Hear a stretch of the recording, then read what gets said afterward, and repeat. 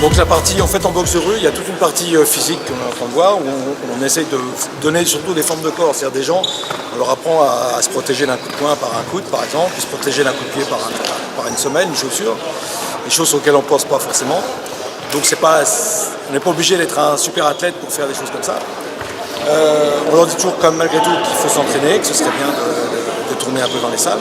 Et il y a toute une partie comportementale, c'est-à-dire on va les faire travailler. Cet après-midi, j'en fais un cours sur la gestion du stress, pourquoi est-ce qu'on a du mal à réfléchir en situation de stress, pourquoi est-ce qu'en situation de stress, les gens se sentent incapables de raisonner correctement, et tous les transferts de sang de certains endroits qui vont partir à d'autres, et tous ces petits problèmes qui peuvent causer un stress négatif, puisque le stress peut aussi être positif. Quand on est champion, on bénéficie souvent d'un stress positif. Et puis un aspect sur la légalité, c'est-à-dire que j'ai fait venir un spécialiste de la légitime défense qui va faire un petit discours sur qu'est-ce qui se passe lorsqu'on a été amené à se défendre, qu'est-ce qui peut nous arriver, quels sont les problèmes qui peuvent être engendrés, et puis les limites de la légitime défense, il y a des choses qu'on ne peut pas faire, l'acharnement, à partir du moment où on est hors de danger, on ne doit plus continuer, et donc c'est important tout ça. Après il y a la partie comment porter secours à quelqu'un, c'est de réveiller un petit peu l'instinct citoyen,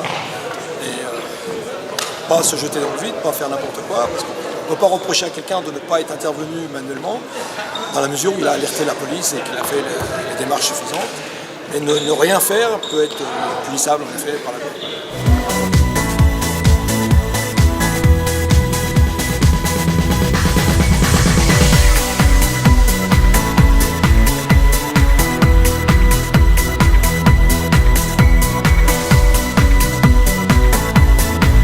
Donc, il faut que vous sachiez faire le tri vous-même. C'est pour ça que là, je vais vous dire tout ce que vous pouvez faire, tout ce que vous avez le droit de faire, tout ce que vous ne devez pas faire et tout ce que vous êtes obligé de faire. Donc on a parlé de la légitime défense. La légitime défense, c'est une chose qui n'existe pas. Même si je vous ai cité un article, je veux dire par là que quoi qu'il vous arrive, même si vous avez été filmé par toutes les caméras du monde, même si vous avez tous les témoins du monde qui disent effectivement, il a été agressé le premier, il lui est arrivé ci, il lui est arrivé ça, c'est lui qui a raison. Si l'autre a subi un traumatisme tel qu'on va vous accuser de violence, attendez-vous à être mis en garde à vue, attendez-vous au moins sur le papier, attendez-vous à être palpé, à être menotté, à être embarqué. C'est pas le policier ou le gendarme qui va décider de votre légitime défense, c'est d'abord le proc qui donnera une direction, et c'est surtout après le magistrat instructeur qui donnera sa décision. On est d'accord? Donc, si jamais vous devez, parce que vous êtes que des gentils là, si jamais vous deviez vous retrouver dans une situation d'agression comme ça, vous êtes obligé de vous défendre, n'ayez pas peur de vous dire que l'autre a menacé de vous faire du mal. Il n'empêche que, souvenez-vous que l'autre ne va pas raconter ça. On est bien d'accord. Et qu'il vous faudra, vous, argumenter tout le temps. Et à la fin, j'ai vu que j'étais coincé, je ne pouvais plus reculer. C'est ça, la légitime défense, c'est ça. Vous n'êtes en légitime défense que comme ça. Par contre, vous êtes une femme, c'est un homme, vous prenez une manivelle pour vous défendre, personne ne vous le reprochera. Ils sont 4-5, vous prenez une arme dans la main que vous n'aviez pas au début, vous prenez une batte de baseball, vous prenez un truc comme ça. Bon, on va vous demander si vous avez une licence de baseball, mais voilà, si vous prenez quelque chose qui traîne pour vous défendre, on ne va pas vous le reprocher. Voir de faire, l'article 73 du Code de procédure pénale dit que tout citoyen qui est témoin d'une infraction punie de peine de prison peut interpeller l'auteur et le conduire devant l'officier de police judiciaire territorialement compétent. Alors, l'officier de police judiciaire territorialement compétent, vous l'appelez, vous attendez qu'il vienne. Vous transportez personne dans votre voiture. Hein. Le style, moi j'ai voulu rendre service à la société, je l'ai attrapé, j'avais que des barbelés dans la voiture pour l'attacher, je l'ai mis dans le coffre, ça marche pas ça. Mais si vous devez interpeller quelqu'un qui commet une infraction devant vous, les peines punies de peine de prison, vous les connaissez, le vol, les agressions, les violences, les trucs comme ça, il n'y a pas de souci. Hein. Il faut que vous sachiez que vous pouvez pas, vous n'êtes pas obligé de rester sans rien faire, rien dire. Si on voit quelqu'un se faire déboîter, on peut intervenir, puisque sinon c'est une sauf si c'est un flic qui déboîte l'autre dans une manif. Il y a ça aussi qu'il faut voir. Il ne faut pas se tromper. Oui, bien sûr. Il faut que l'agression soit injuste. On est d'accord? Oui. N'oubliez pas ce qu'il vous a dit, qui est très important et qui retombe directement dans mon domaine à moi, c'est votre garde. Vous ne savez pas ce que c'est comme invention magique, ça. Parce que ça, dans tous les pays du monde, ça commencera tout de suite à vous accorder le bénéfice du doute sur l'agression. Parce que tout de suite, vous passerez pour quelqu'un qui a voulu calmer la situation. N'oubliez pas ça. Ça, c'est pas bon du tout, ça. C'est pas bon du tout, ça. Toujours mon Bon, ça non plus. Mais bon. En fait, pour vous, c'est la même chose. La garde, comme ça ou comme ça, dans votre tête, c'est la même chose. Voilà. L'image que vous envoyez n'est pas la même. Et ça fait plus Exactement. mal, comme ça durcit. Il faut que vous sachiez que les armes, maintenant, il y a une nouvelle législation sur les armes. Où de toute façon, rien n'est autorisé. Alors, il y a des choses qui sont autorisées à l'achat, d'autres qui sont complètement interdites à l'achat. Les 2 premières rubriques concernent toutes les armes de guerre, les munitions de guerre, etc. Donc, tout ça, c'est interdit. Ça ne peut pas passer. Mais attention, quand on dit que les munitions, les trucs de guerre sont interdits, ça veut dire qu'une munition, une simple bastos de 9 mm, peut générer une procédure pour détention d'armes des 2 premières catégories. Hein. Il faut que vous soyez au courant de ça. Alors si c'est pour la stuff, c'est une chose, mais n'envisage jamais, mais alors jamais, de t'en servir pour menacer quelqu'un pour te défendre. Même chez toi, ne t'occupe pas de rien. Chez toi, tu as le droit de te défendre la nuit, parce que le dernier alinéa de la légitime défense dit sont assimilés au cas de légitime défense l'homicide, les blessures et les coups portés en repoussant pendant la nuit. Il faut que ça soit la nuit. Pourquoi la nuit? Parce que la nuit, il y a un argument putatif de danger. C'est-à-dire que comme on ne peut pas discerner totalement la manière dont sont équipés les gens ou quoi, on peut penser qu'ils sont armés. Mais le jour, s'il y a des mecs qui rentrent chez vous, il faut que vous... De toute façon, il faut appeler le 17. Hein. Faites toujours le 17.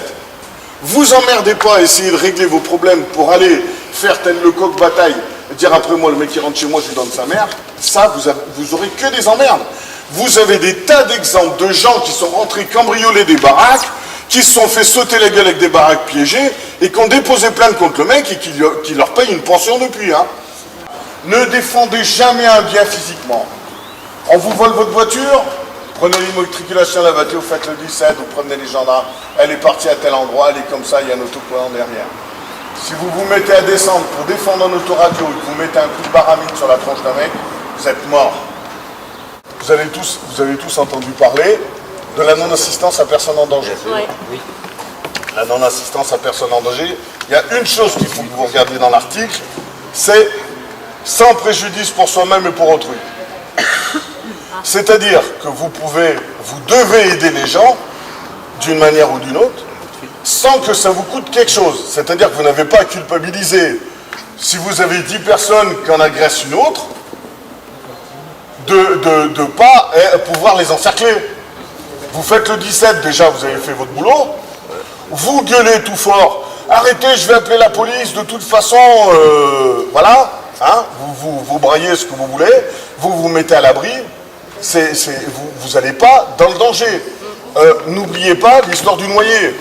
Pour aller le sauver, la première chose qu'on apprend des sauveteurs nautiques, c'est de ne pas le faire. Vous prévenez le 17 ou le 18, c'est les pompiers, vous lui jetez une corde, vous en gardez un bout, hein. Parce que, voilà, vous lui jetez une roue de secours, ça flotte très bien. Vous évitez de lui choper la tronche quand même, parce que ça va lui faire mal la jante, mais une roue de secours, 2 personnes tiennent dessus dans l'eau. Donc vous voyez, il y a des tas de choses qu'on peut faire comme ça. De la même manière que si on est agressé dans la rue, il y a un truc tout con qui consiste à tourner autour d'une voiture. Et le mec, non seulement ça l'énerve, mais en plus il a l'air con, quoi. Moi je le sais parce que ma mère, elle me tournait toujours autour de la table de la cuisine pour frapper. Et ça l'énervait. Donc voilà. Donc la non-assistance à personne en danger, c'est une chose qu'on peut vous reprocher que si vous n'aviez aucun danger pour vous-même, pour personne d'autre. C'est-à-dire qu'on ne va pas jamais vous reprocher d'avoir plongé, de ne pas avoir plongé pour aller sauver quelqu'un. Et s'il y a décès de la victime sur une agression? Mais ça fait rien, ça sera pareil. Et si elle décède et que c'est pas de votre fête, c'est pas parce qu'il y a 10 mecs qui s'acharnent sur un gonze que vous gueulez, vous appelez le 17, qu'est-ce que vous voulez faire? Ce qu'on reproche aux gens, c'est de partir sans laisser l'adresse et de... Sans les d'accord. Voilà. Non mais c'est-à-dire... Je pense à la fille qui a été violée, attaquée dans le train l'autre jour. Ce qu'on reproche aux gens, c'est de se barrer sans rien faire. On ne leur reproche pas de ne pas être intervenu manu militari, quoi que là ils auraient pu, parce qu'il n'y avait qu'un mec qui avait tiré pour eux. Mais c'est-à-dire si soit on intervient et on reste et on attend, ou sinon c'est... non, mais même si bon, là, Tu lui gueules, arrête, fais pas le con, de toute façon on va prévenir la police, on va te suivre, on va conduire les flics jusqu'à toi, ils vont t'avoir. Voilà, il y a des tas d'arguments comme ça. t'appelles, tu prends un signalement, que tu donnes un signalement correct aux flics, c'est déjà, t'as fait quelque chose. Même, tout le monde n'a pas le potentiel héroïque de se jeter dans la bataille au risque de se faire écharper. T'en as 4 qui veulent gueuler une nana, tu peux gueuler tout fort, ah regardez le sida. Voilà, t'es pas obligé d'avoir des trucs qui soient des trucs de film. Il n'y a que dans les films que le mec, t'as vu le mec déjà, il y en a 4-5 autour, il est là. Arrête. Bon, faut arrêter quoi, ça n'existe pas ça. Ah bon? Même quand ma femme me dit bonjour le matin, je suis comme ça. Il faut toujours éviter. Évidemment, toujours. Et si on voit quelqu'un se faire agresser, qu'il est en train de se faire taper, que la personne est seule, est-ce qu'on peut intervenir physiquement ou Ah ben si tu te sens, bah, surtout toi avec tes jambons là, tu le choques derrière et puis t'attends. Bon, quand il est bleu, tu resserres un peu, mais voilà, bien sûr que tu peux intervenir. Quand il vous a dit tout à l'heure que vous passez en mode combat, alors là, faut plus vous demander comment vous allez être jugés les mecs. Faut plus vous demander ça. Mesdames, s'il y a quelqu'un qui essaie de vous étrangler, qui va vous violer, qui l'annonce et tout ça, ou qui fait tout pour vous le montrer, il faut lui enfoncer le doigt dans l'œil. Tant que lui est pas parti, c'est votre pouce qui rentre dans son œil. C'est à lui de sauver son œil, il est à lui son œil. On évite tout ce qu'on peut, mais quand il faut. Pour redevenir animal, à un moment, je passe en mode combat, je redeviens un animal. Il va y avoir un mec qui est avec les écouteurs en train d'envoyer les textos, une femme. Il va dire ça, c'est ça. Parce qu'elle n'est pas vigilante à la rue. Et celle-là, il va l'agresser. D'accord. Les filles, pensez quand vous croisez des mecs à ne pas regarder par terre, donner un signe de soumission. Une agression, c'est la question que je pose souvent aux filles, est-ce que vous vous sentez capable de lui mettre le doigt dans l'œil? Je fais exprès de trouver quelque chose de gore. La plupart, elles me disent, je ne pourrais pas faire ça. Après, je leur dis, on s'en prend à votre papa, votre maman, vos gosses, votre mec. Elle dit, je lui crève les deux yeux. Ça veut dire que les femmes, vous avez conçu le fait de pouvoir crever l'œil d'un type, mais pas pour vous. Alors posez-vous les bonnes questions. Pourquoi? On habitue les femmes parce que ce soit un peu normal que les mecs leur manquent de respect, que ce soit un peu normal que ci, que là. Donc on finit par trouver des choses normales, même les plus féministes avec qui j'ai eu des discussions.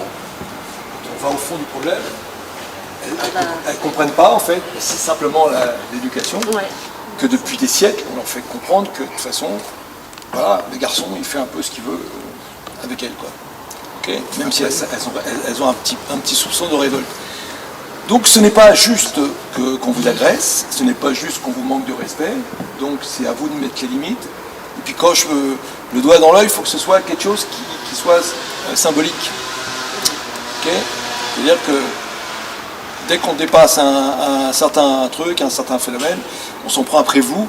Dites-vous que vous défendez au moins la mère de vos enfants, si vous n'êtes pas capable de vous dire que vous défendez vous. Dites-vous que votre devoir aussi, c'est de rentrer encore en état et vivante chez vous le soir. Donc faites tout pour ça. Et le tout, encore une fois, c'est de ressemer le doute en face. Lui, il part avec une idée préconçue, comme quoi on va être une proie facile.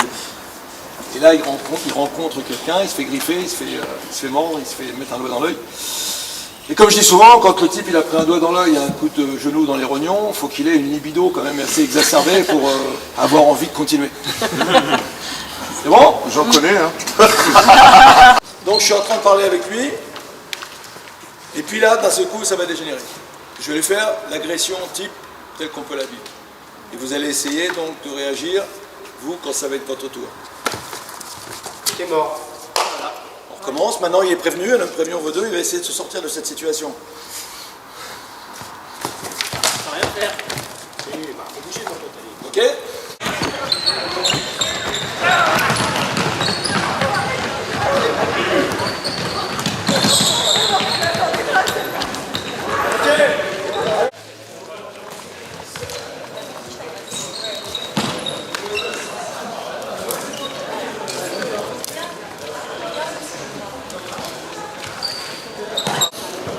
Un très bon stage, bonne organisation de mon ami Philippe Fontanel et du team Fontanel.